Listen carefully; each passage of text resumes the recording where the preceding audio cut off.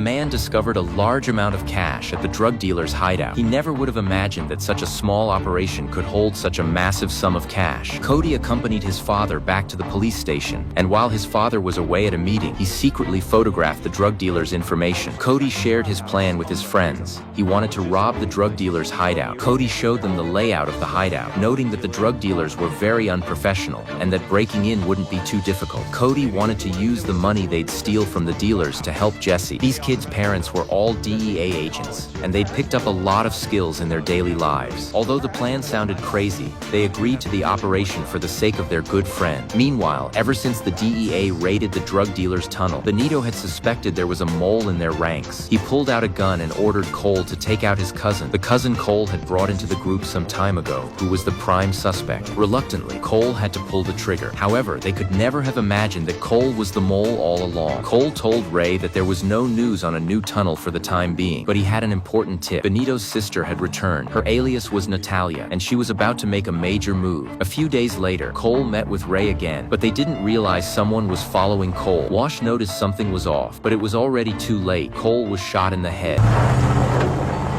Gun! Down on the floor! Down on the floor! Flat!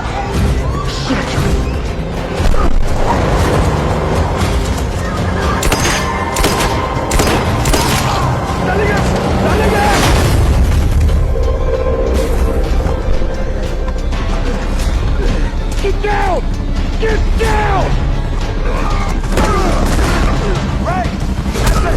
Right! Come on, that's it!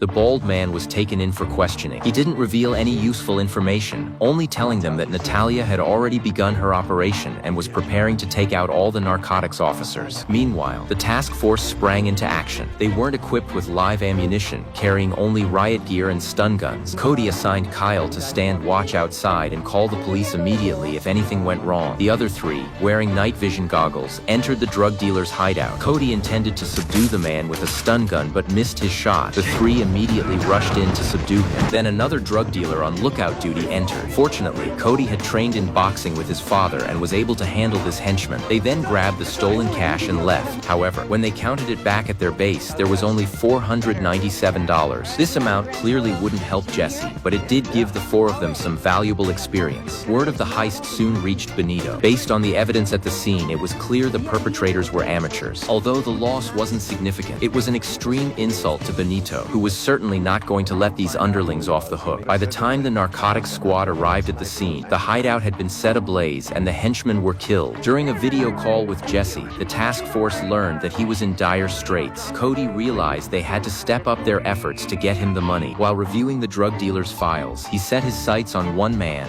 a figure specifically tasked with collecting money from the dealers and distributing it to the cartel's money laundering centers. Drawing on their previous experience, the four believed taking down an old man would be simple, but since they were operating in broad daylight this time, they needed heavy weapons, ones that weren't lethal. Cody suggested they all bring shotguns. Once the plan was set, they began staking out and tailing their target. After gathering enough intelligence, the four moved in. They first tossed 2 tear gas canisters under the car to force them out.